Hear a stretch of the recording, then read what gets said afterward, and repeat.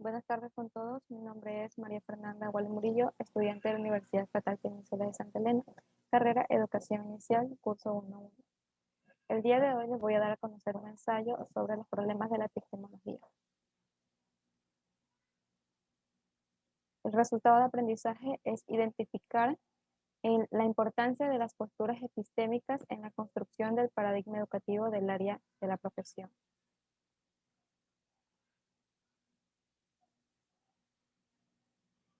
La epistemología es también llamada la teoría del conocimiento o también conocida como filosofía de la ciencia. Esta se concibe desde el punto de vista de varios actores quienes han definido diversas perspectivas, pero el fin propio de la epistemología es distinguir a ciencia cierta la pseudociencia, es decir, hacer una investigación profunda y no una superficial, la búsqueda de la verdad desde un solo punto de vista. De acuerdo con Fernández, en 2010, la búsqueda del conocimiento científico tiene particularidades epistemológicas relacionadas con la naturaleza compleja, la subjetiva, la mutabilidad, la normalización y el condicionamiento socio-psicológico, cultural, tecnológico, político, entre otros. El estado de esta teoría y metodología de estas ciencias condiciona múltiplemente las posibilidades de búsqueda del conocimiento.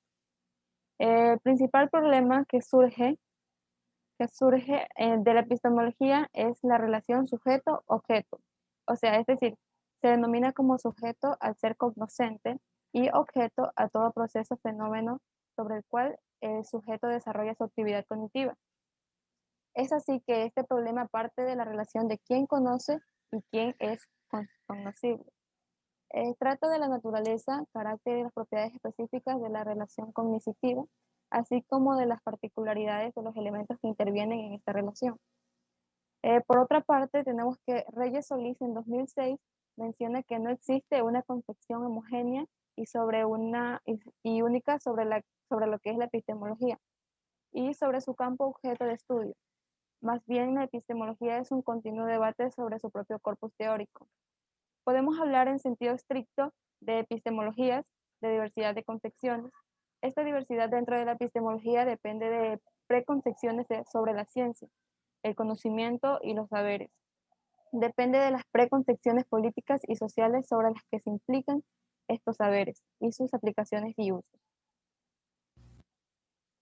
La definición misma de la epistemología nos habla sobre un problema teórico, pues de forma es la manera de entenderse que ha estado atado a cambios históricos.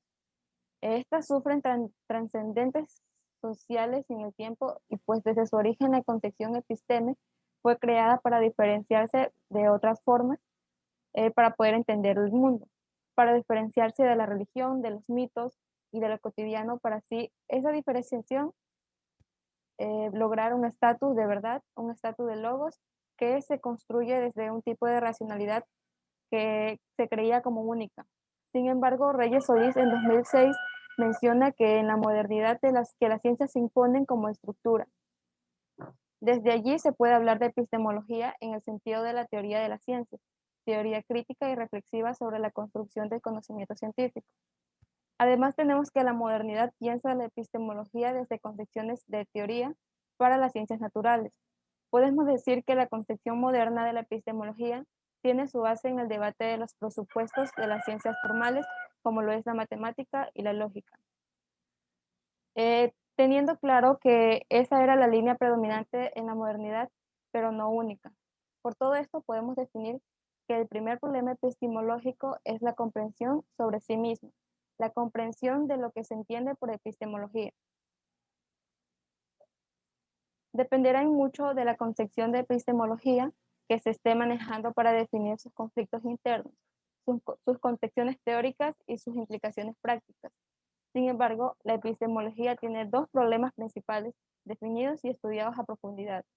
El problema de la inducción, que de acuerdo con Gallo SF, para Popper es erróneo considerar que se pueden verificar proposiciones o teorías de carácter universal a partir de proposiciones particulares que no las contradigan, como por ejemplo, todos los cuervos son negros, pues nada asegura que nunca se observará un cuervo blanco.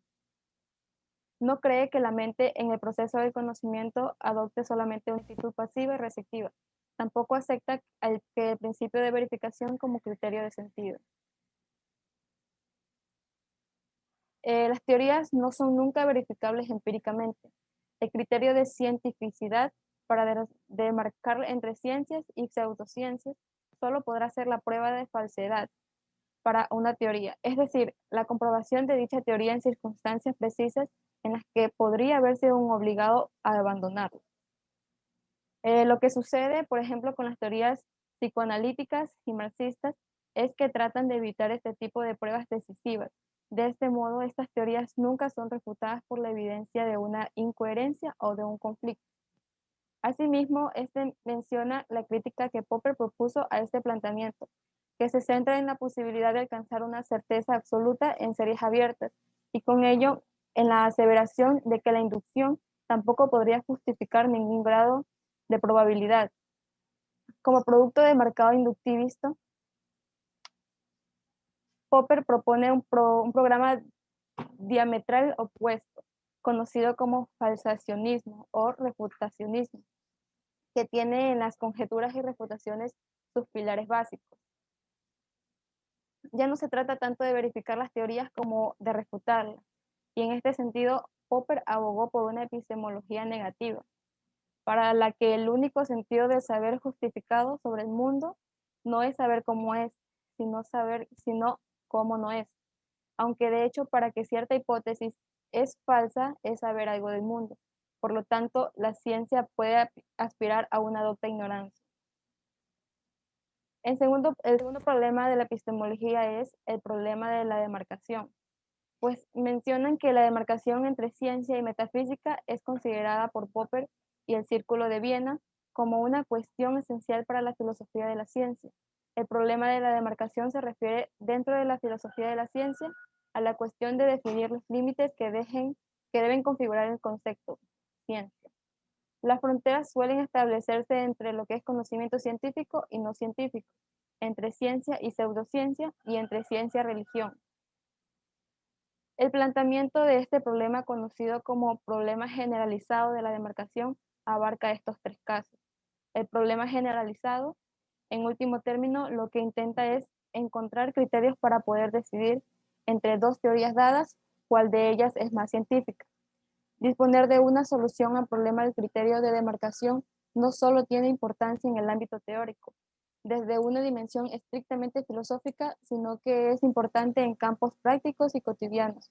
La demarcación entre ciencia y pseudociencia tiene mucho que ver con la crítica, la censura, la intolerancia en la investigación científica. En conclusión, podemos decir que la epistemología es una rama de la filosofía que no ha sido definida aún. Esta se ocupa de la definición del saber y de los tipos de conocimientos posibles. El objetivo de la epistemología es aclarar las condiciones en donde es posible el conocimiento del ser humano. En otras palabras, juzga sobre su validez y sobre su alcance. Los problemas planteados en la actualidad por la epistemología pertenecen a dos grandes grupos. Uno es de carácter general, ya que abarcan la totalidad de las ciencias, y otros son específicos de cada grupo de ciencias, que se refieren a una sola ciencia o alguna rama determinada de la ciencia. Es todo, gracias.